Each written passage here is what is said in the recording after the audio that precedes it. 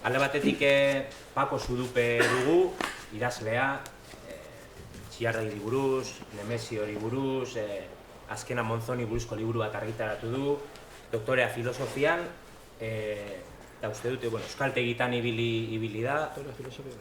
Doktorez. Zeinutik eta. Doktorez.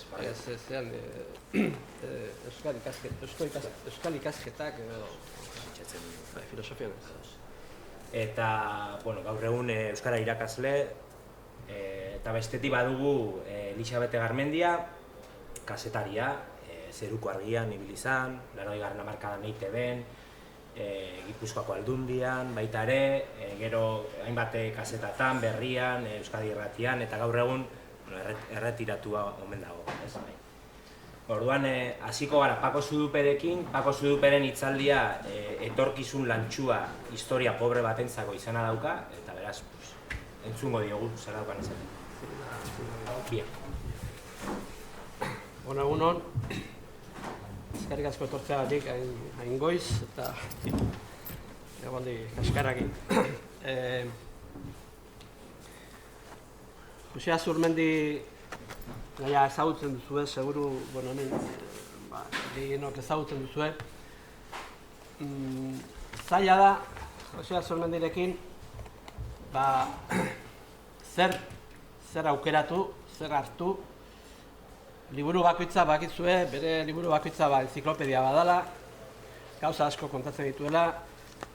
3 ekarri ditut, 3 enziklopedia, espainolak eta euskaldunak, Espainiaren arimaz, eta hizkuntza nazioa estatua.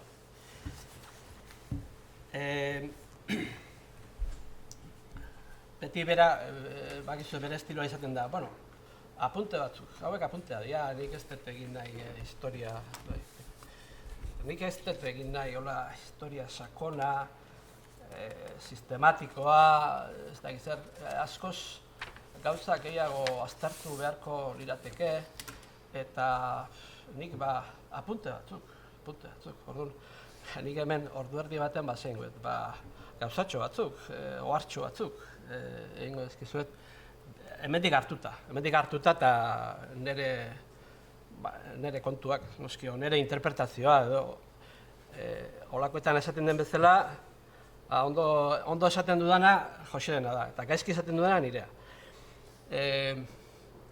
Zer arraio hartu Jose Azurmendiri? Jose Azurmendi zalea beti izan naiz, irakurri izan ditut bere liburuak, batzuk 2 aldiz, eta gero ahaztu. Liburua irakurtzen duzu eta zati batzuk eta ahaztu egiten zaizu eta berriz itzultzen zara eta Jose Azurmendik badik horretaz zerbait berriz irakurri behar dira. Irakurri, hartu eta, azkenengo 30 urtean hola, ez? Berarekin ere harremana izan dut eta gero pixkat suerte hori izan dut, elkarrizketa batzuk egin ditugu eta, baina zertaz hitz egingo dizuet. Oso labur esan da, tituluak esaten duen bezala, etorkizun lantxu bat euskal historia pobrea gintzat. Euskal historia pobrea, euskal historia pobrea batetik pixkat hortik ohar batzu dengo ditut. Pobrea edo aberatsa edo erdipurdikoa, balorazio bat da, ez? Hori nirea da, euskal historia pobrea. Nirea da eta berak ere, manifesto atzeratuan, seguru ezagutzen duzuela, zati batean mitat, berak esaten du. Gure herriak ez dauka kondairarik, pobrea da.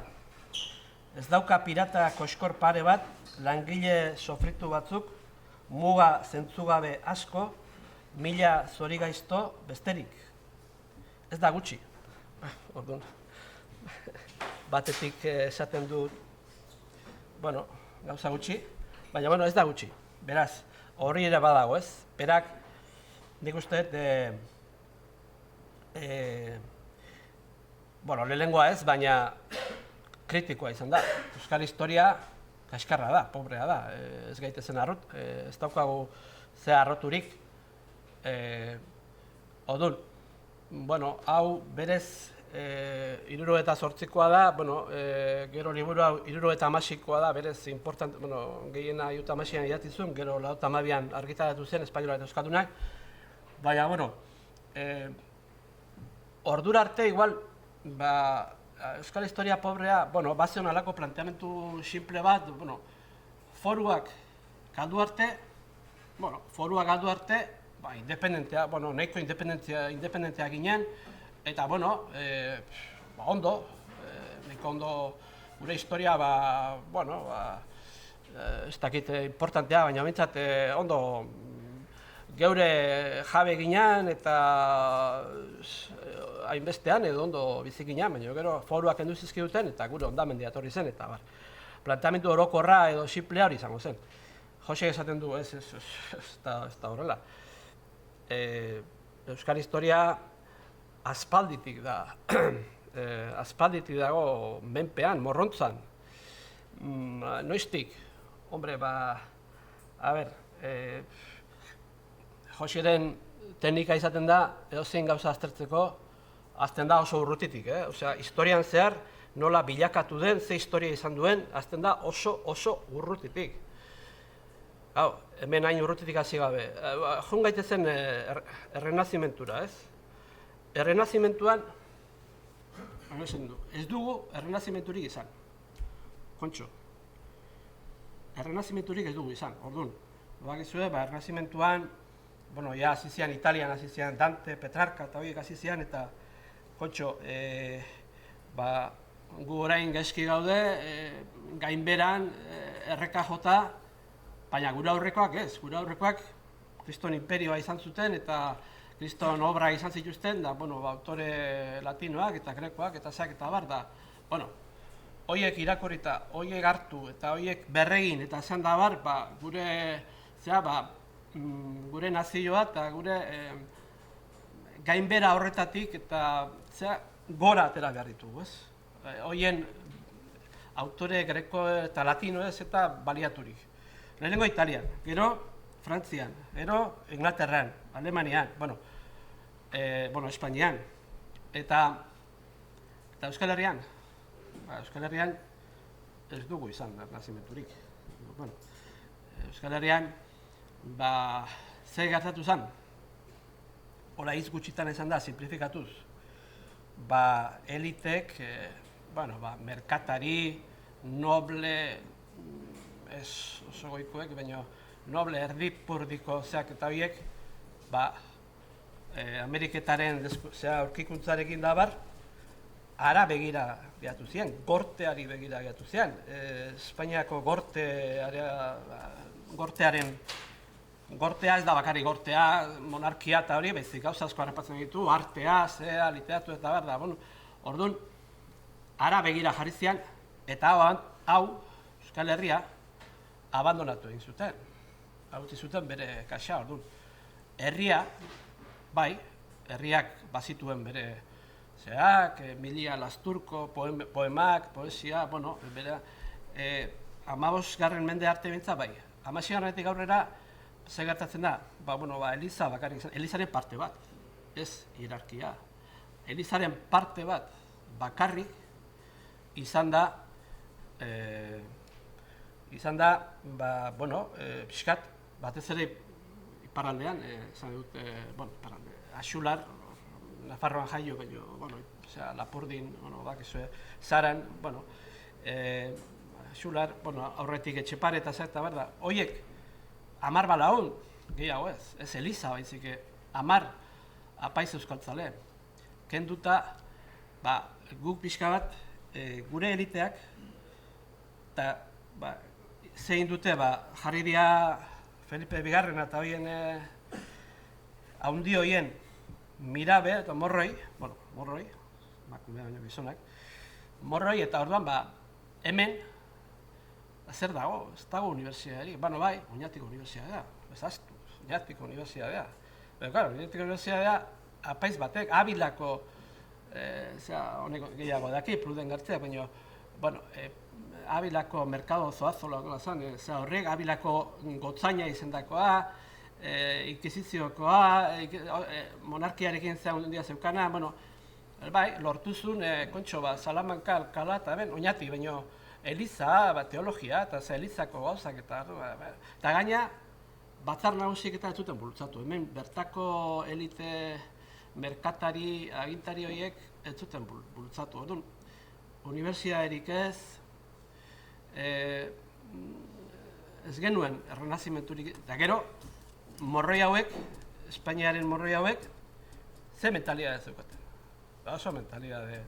Erdiaro nahastua, erdiarokoa eta modernia neko nahastua, orduan, desastre bat. Berez, zeana, desastre bat izan zen. Tipiko bezala baten bat zeitekotan, Esteban Garibai, tortzen zait. Osea, nolabait, Euskal Herria abandonatu zuten elitearen ordezkari gisa, hartu daitezke igual. Esteban Garibai bat, eta Okendo, bertan dakagu monumentoa, ez? Hemendik gertu dakagu monumentoa. Esteban Garibai, bakizue deula gutxi Urquijok eta hauek famatu indute, badakate fundazio bat, Esteban Garibai, eta hor indala unibertsitatean egin dute zera bat, eta odon, Esteban Garibairekin flipatu egin dute, ez? Esteban Garibai berak flipatzen zuen Felipe Bigarrenarekin. Felipe Bigarrenak Esteban Garibairi buruz. Fausto Arozenak esaten du, hemendik hartzen dut, Joseren liburutik, baina, Fausto Arozenak esaten du. Monarquismo ferviente, mayor quizá que el que constituía la tónica del tiempo.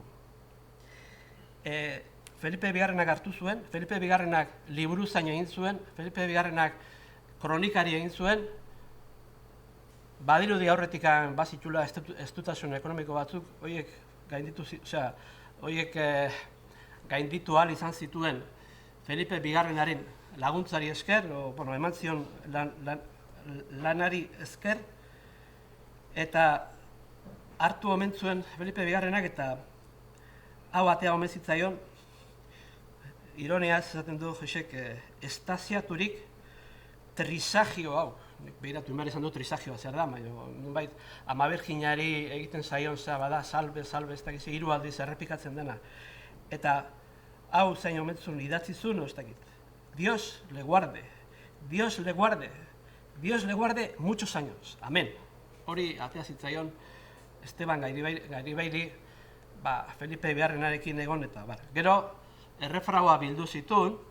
Errefraua biltze hori interesgarria da, ze gara hartan, ze hauek, ernazimentuaren garai hori badakizue dala pixka bat, oso importantea da, orduan inglesa latina zen, ez? Orduko, latina eta grekoa, eta hebreera, baina batez ere latina eta grekoa ziren hizkuntza internazionalak eta zeanak, ez? Importanteenak. Orduan, gaztelania zidazten zutenek, esaten dut, gurea ez da latina bezalakoa, baina, ez da latina bezalakoa, guk ez dugulako landu. Zeak, bestek ere, berdin ez, frantsesek eta hasiera baten behintzat, esaten zuten, hau latinez ez, frantsesez idatziko ez, da egia da, frantsesa ez dela latinera iristen, baina, hori da, erabilera faltagatik. Erabiltzen baldin badugu, gaztelania, frantsesa, inglesa, denek gauza berbera. Euskeraz, Etxepare eta Azizi emanaka batzuk iparraldean, da hemen ez, eta zergatik, eta Josek galdetzen du, zergatik ez hemen, zergatik ez hegoaldean. Funtsean, hori, Esteban Garibai, eta horako jendea, etzalako, arro zegoen, parre egiten zieten, burla egiten zieten Madrilen da, zuek astoatu zeate, zuek ez dakazue kultura, zuen hizkuntza kakaba da, ez du, kaskalbatu zeate. Konplexio horren kontra egiteko, hauek egiten zuten, zer egin zuten? Ez zuten Euskal Herrian beste foko renazientzista bat sortzen saiatu, baizik eta haiei kontra egiteko, apologistak esaten dena, ez? Euskara da, Adanek eta Ebak paraisoan hitz egiten zutena, eta antxinakoena, eta gure odola da garbiena, inorekin astu gabea, eta zer, eta solako. Baina, gaztelauei begira, ez euskaldunei begira. Salbuespena dira, zabiek ez, Etxepare eta Lizarraga, eta gero Axula, Zarako eskolataz eta bar. Baina hemen, hegoaldean ez dago ezer. Hegoaldean zergatik ez dago ezer. Eliza bakarrik geratzen da, eta Elizak ere, Elizak ere beste jarretzen dira, baina, elitek abandonatu zutelako. Foruak. Foruak oso garrantzizkoa dira, ez? Baina ez pixkat apunteak, ez? Pixkat Joxen estiloa da, bestalde, apunte asko egiten dut eta digresio asko. Foruak oso importanteak eta independenteak ginean, eta aitortu beharra dago, zeak esaten duen bezala, Nazion Baska esatea, 19. mendera arte, Zamakola Bizkaitarra da 1818an idatzi zuen liburua. Berak Nazion Baska esaten du lasea asko, ez daka problemari. 1818an, Kaizio konstituzioa eta bai, baina hartien ere nazio estatu moderno espainola mantuixetan dago, eta hondik normala da esatea Nazion Baska, Nazion separada eta hori, ez? Zamakola izena da Historia de las Naciones Vascas. Eta Zamakola etzan abertzale independentista, Eta, ordura arte, zeak ere, esan dut, errege katolikoa bereiek, Nazion separada deitzen zioten Bizkaiari, eta badaude, zeak, 1506an adibidez, Burgosko gorteetan, euskaldunek ez zutela Gaztelako gorteetan esku hartzerik erabaki zen, porque eran estados separados, horiek banatuta zeudelako. Orduan, euskaldunek bazuten beren independentziaren kontzientzia, eta besteek ere halakotzat hartzen zituzten. Eta foruak, foruek bazuten pase forala, bazun garrantzia, eta beti, baina, Josik esaten duen bezala, hor, bi printzipio absoluturen konflikto bat gertatzen da, gatazka bat gertatzen da. Batetik dago foru legearen subirania, eta bestetik dago monarkia espainolaren, o gaztelaoaren, monarkia espainolaren aginpidea. Bi botere absoluto nola eskonduko dira. Batek amoren ematen du, edo beste ematen du. Kasu honetan garbi da, amoren nork eman behar du. Eta gaina, foruak eukiarren eta foruak mantendu arren, betire foruen kontrako zeakin, beti monarkiak esaten du, bai, baina zuek bai, baina zuek egin behar dezue, guk zeiten duena, badaude olako zeak ez, eraso edo, bai, foruak bai, nik zine egingo ditut, baina saiatu zian beti foruak entzen, o foruak, monarkia gehiago da, forua baino, monarkia importanteago da. Ez, forua, hor, zera horretan.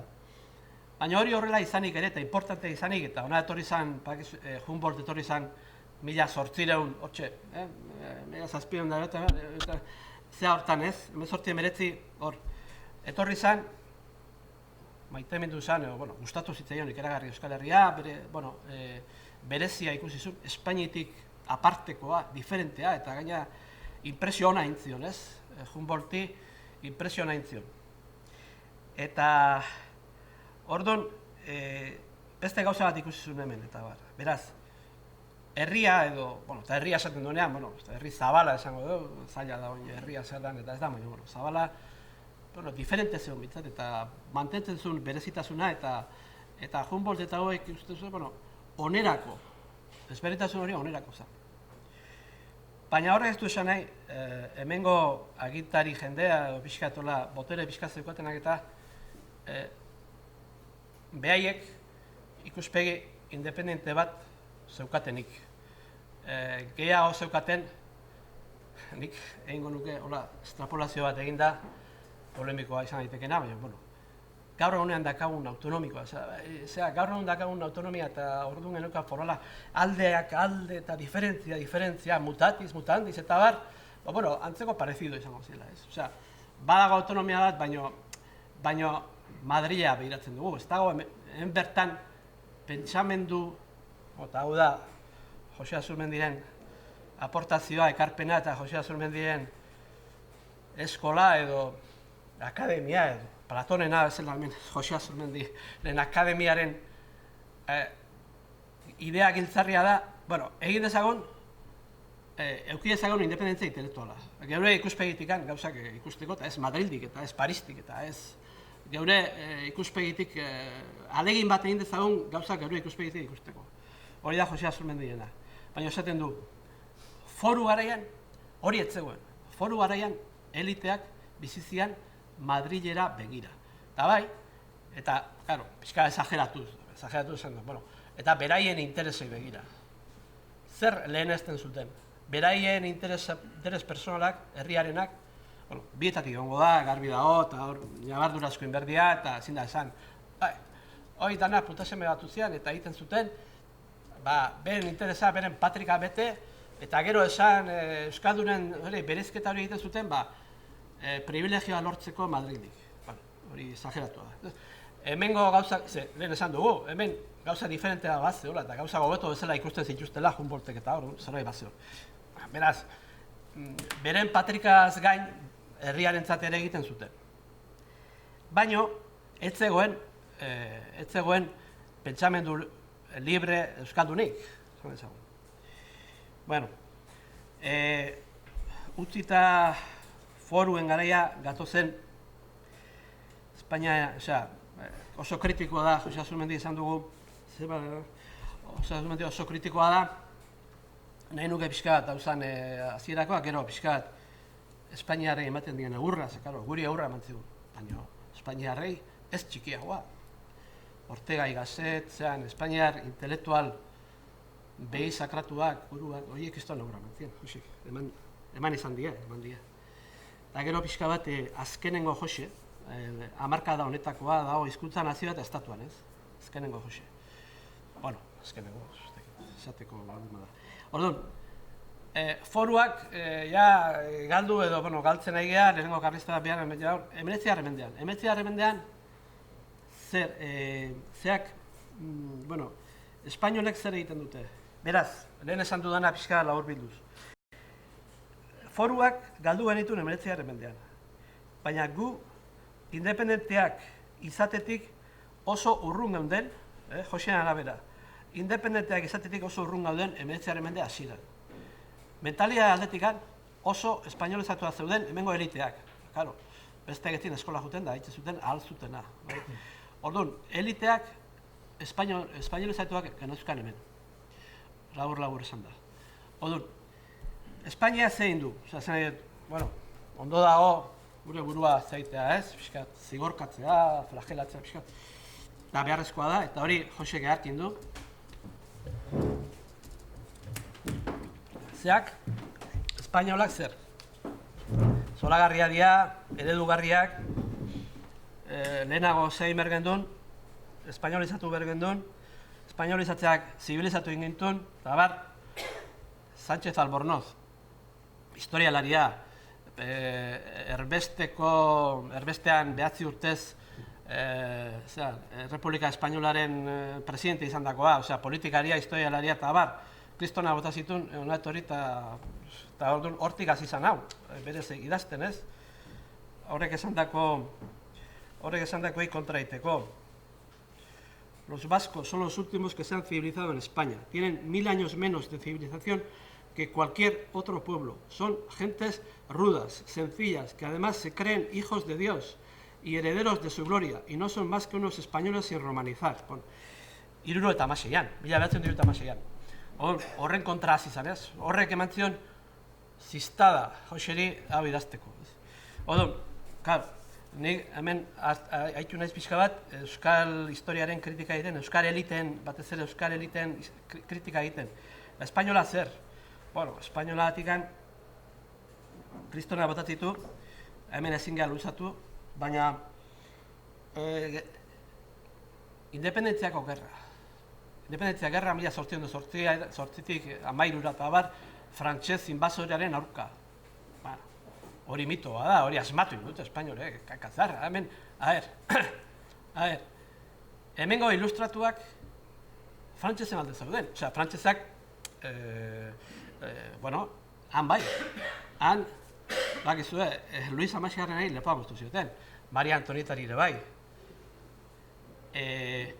Iraultza liberal burgues hori fuerte etorri zan. Bueno, hemen, batzuk, hemengo ilustratuek eta bar, Espainiako ilustratu eredu hori zeukaten, Frantziakoak, ez bakarrik Espainikoak, Alemanian eta beste lekutan ere, hasiera baten sekulako Kant eta horiek ere berez hasieran ondo hartu zuten, gero ez, orduan, baina hemen, Fernando Zazpigarrena, nik uste, ez dut uste, historialarik eta gehiago dakizue, baina ez dut uste, inork famatu duenik Fernando Zazpigarrena, famatuko zuten, baina jende normalak kritikatu indu, espainolek ere kritikatu indute. Fernando Zazpigarrena, behargarri bat zala eta bat. Fernando Zazpigarrena Baionan zeon, arek abdikatu intzun. Etzeon, elite espainolek ez zuten Napoleon Bonaparte, Jose Bonaparte, horien kontra ez zuten egin. Abdikatu intuten, amore eman zuten, gero, diferentzia Marixal Petenek egintzun bezala alemanekin. Hauek gu baino gehiago, indar gehiago dakate, juntzien da, Baionan, badakizue kartzelan, egon zala Fernando Zazpigarrena, 5 urte oztak izan pasatu zituen kartzelan. Baina, eta ez zegoen Maria Antonietarik, ez zegoen garaiatan banatuta zegoen, ez zegoen Maria Antonietarik hemen. Baina hemen ez zegoen, hemen ez zitzaion inori lepoa moztu, hemen alderantziz, da esaten du. Hemen, independentzia daugera asmatu indute, sekulako eta herri espainola, bai, egia da, elitek ez, baizik eta beko, herriak, esan dezagun herri zabalak, eta askotan beko apaizak, bajo klero, apaiz parrokitakoak eta seixatuta egintzala frantzesen kontra. Baina frantzesen kontra zergatik egintzan.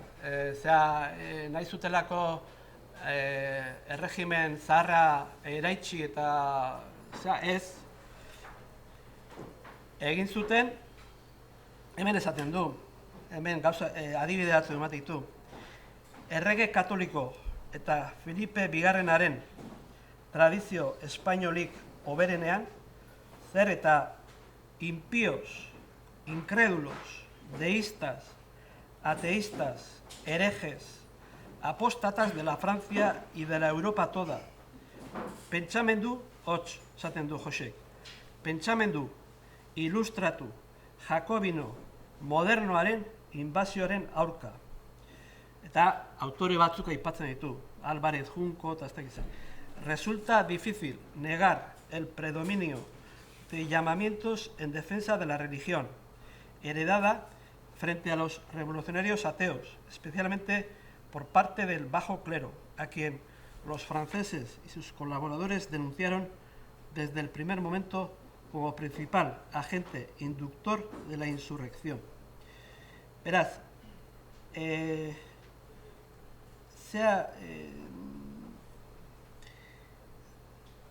nolabait alkartu zian jende konservadorea, erreakzionarioa, eta jende liberala, baina jende liberala batzuk, ilustratu zian, zean da bat, eliteak egon zian zer egin ez zekitela. Orduan, azkenean, eta gero, Fernando Zazpigarrena eri eutsi zioten. Ez da astu behar, Fernando Zazpigarrena zean Baionan zeona, eta azkenean ez zuna adorerik izan, errebelatzeko Jose Bonaparte eta frantzesen aurka, amore emantzuna eta zantzeona, Kadizko konstituzioak ere Fernando Zazpigarrena monarka ekizun. Monarka absolutista bat zan, etorri zan eta kriston absolutismoa ezarri zuen. Orduan, ze iraultza liberal da hori? Hori da iraultza liberala, hori da bakarrik frantzesen kontra egindako zea bat, baino ez, pentsamendu aldetik eta ez.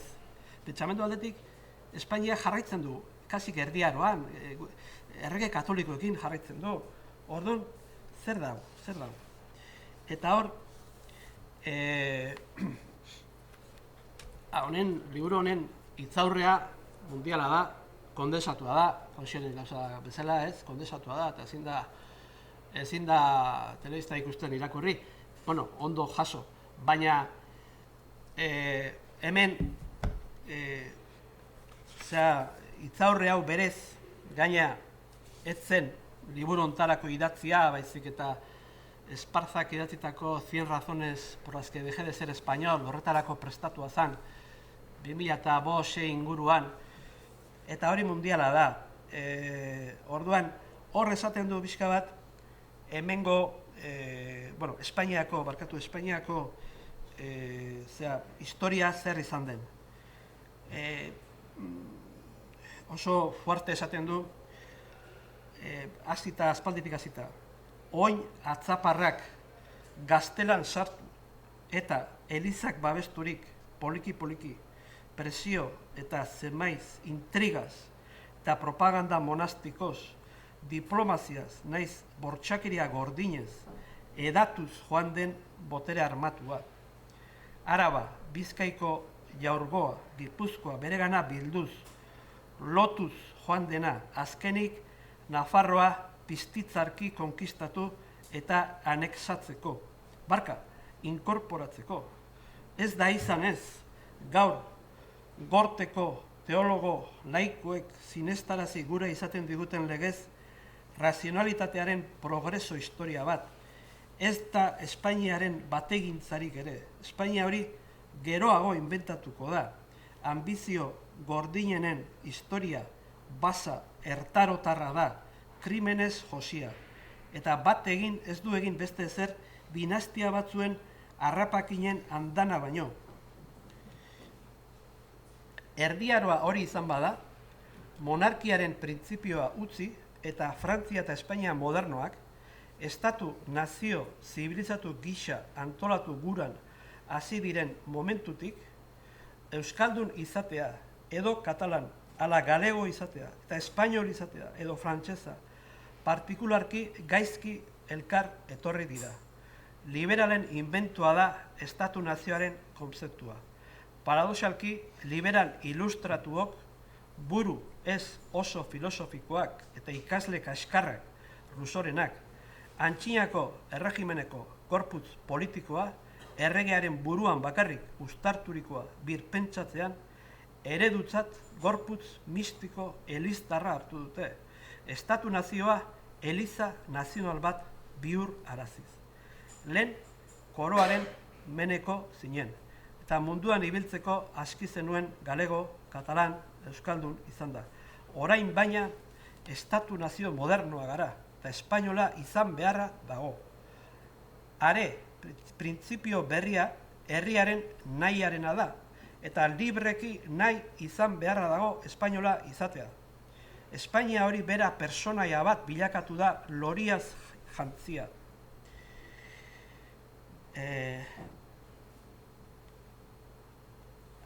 Konstituzio bat, hizkuntza bat, patriotismo konstituzional bat, un monarca, un imperio y una espada, antxinako erregimenaren lekuan baina batez ere jarraipen zuzenean. Eta harreman aspaldiko guztiekin ere, euskaldun, galego edo katalanentzat, orain artean aberria ez beste edozer gauza izan den betiko Espainia gaztela hori, ez beti oroipen honekoa. Guztion aberri izatea da, bapatean obligazio eta gurtu eta maitatu egin behar da. Orduan, hor, Ortega y Gasset bat, Ortega y Gasset, intelektual izugarria, Europa mailan onenetakoa, podiumean jartzeko modukoa. Honek aztertzen du zein elitista zen, zein arrazista bizkat ez biologiko, baizik biologiko-kultural merezi du Ortega y Gasseti eskainitako kapitulua irakurtzea, ez? Merezi du. Zenbat hartu zuen Spengler, Alemanetatik Nietzsche, zehat, zein elitista zan, zein nolako mespretxu sartzen zituen espainolak ere esan dute, hemen azkenean bizigodoak Frankoen aldean kaka bazian. Hemen nola bizigodoak etorri zian, bizigodoek Espainiar arraza ahuldu intzuten eta, Ortega y Gasset irakurri hemen. Gauza asko dago, baina eta gero azken Jose.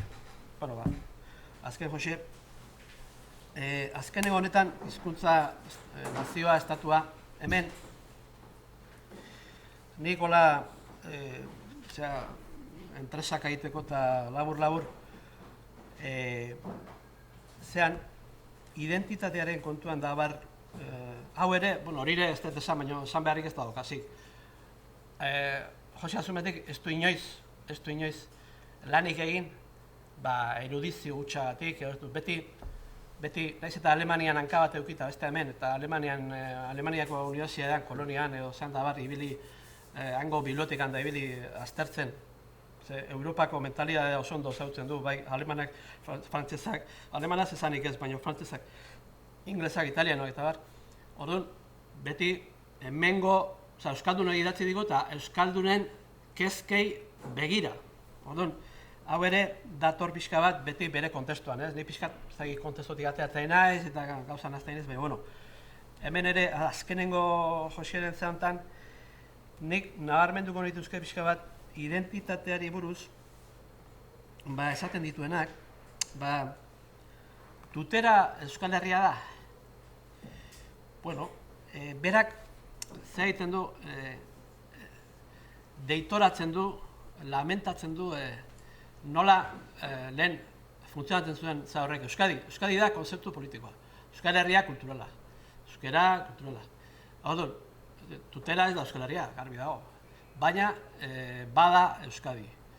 Orduan, hori berezketa hori garbi zeona, gaur honean Euskadi kasi da Euskal Autonomia Erkidegoa. Euskadi ulertzen da Euskal Autonomia Erkidegoa. Lehen berriz badakigu iparraldekoek ere Euskadi kantatzen zutela. Orduan, Euskadi zean, nolabait politikoa, eta Euskal Herria kulturala. Orduan, esaten du, guk ezin dugu esan, tuteran ez dira euskaldunak. Zean ez dira euskaldunak. Bai, ezin dugu esan euskalduna dienik ere. Zer ez dira ulertzen euskeraz. Beste asko ere ez, hemen bertan. Baina ez talde, da hori, orduan, alde hortatik ez hausnarketa egiten duen, ez? Da esaten du berak, nik ezin dut nire naziokoa konsideratu, nire hizkuntzan mintzatu eta tutik ulertzen ez ditana. Berdin zait, politikoki nola pentsatzen duen. Bestalde, ezin ditut berdin du. Ulertzen ez, baina ulertu nahiko nindukeena, eta B, ulertu nahi ere ez nauena neure hizkuntzan. Edo, euskararen komunitatearekin empatizatzen duena, eta horrekin solidario sentitzen dena, ikastolak bultzatuz, edo aurrak ikastolara bidaliz, adibidez, eta B, hori bosta axola zaiona, edo zuntxitua ikusi nahiko lukeena. Lehenengoaren kasuan, bi evidentzia dago, bat, ez nagoela ulertzen, euskal hiztun gisa, eta bi, nirekin dagoela komunitate gisa, hizkuntza bat komunitate bada, ez gramatika bat, hiztegi bat, honek datu biei justizia egingo dien konzeptuak eta eskatzen du. Da hor esaten du, guk hori lehen garbian dukan, tutera Euskadi da, baina ez da Euskal Herria. Eta dagoen berriz bakakan astu dira, eta ez daki seguru nola esan berzaio, baina ez dira berdinak. Eta ezin da esan tutera Espainia da, ezin da esan tutera Euskal Herria da, esan egiteko Euskadi da. Gutxo era Euskadi zentzu politikoan ulertuta zazpi lurralde esan dezagun. Ero, ze gure komunitateak ze irtenbide dauka, ze etorkizun dauka. Teorian independentzia da aukera bat, ez da zea bat, ez da totem bat. Euskal Herria independentea izan gabe ere bizi daiteke, eta planteamendu konfederal batean, eta peninsulan eta Espainiarekin, izan da, planteamendu konfederal bat benetakoa balitz. Baina planteamendu konfederal benetakoa erakutsi dute ez diela gauza hori egiteko, diela zentralista jakobinoak. Esaten du, hori Josi esaten du. Zentralista jakobinoa dira eta hori ez dute aldatu. Eta planteamendu horrekin ezin da Espainia konfederal bat egin. Beraz, independentziaena da, azken erremedioa da, esaten du berak. Independentzia da, beste aukera ez da honean, guk independentzia esaten du. Independentismoa beste itxaropenik geratzen ez deneko itxaropena da. Azkeneko soluzioa eta esperantza. Menturaz, Euskal Herriarentzat ez dago salbaziorik. Unibertsoan deus ez da eternala, baina egotekotan independentzia da. Frantzia eta Espainiaren artean komunitate txiki diferentziatu batek bizi iraungo badu, separatismoa da salbabidea. Bestela, estaturik gabeko beste nazio guztien bidetik joango da handeatzen, desegiten, desagertzen. Burujabetasuna konkretuki zer nolakoxea izan beste afera bada. Harreman internazionalez jositako mundu batean gaudena deno dakigu. Separatismoa ez da harremanik ez edukitzea, burujabetasuna baizik. Harremanak berdinki burujaben artean hitzarturikoak izatea. Dialogoan bakoitzak bere leku propiotik jardunez. Ez dependentzia Parisek eta Madrilek gure zeregin guztietan interbenitu behar horretatik. Ez dependentzia Espainiako justizia zikin politikerotik, torturaren barne ministeriotik. Ez dependentzia gure lana, ekonomia, hezkuntza, osasun bidea erabakitzeko. Ez diezagutela beti Madrilgo gobernari esan zer den hoberena guretzat, zer nahi izan behar dugun.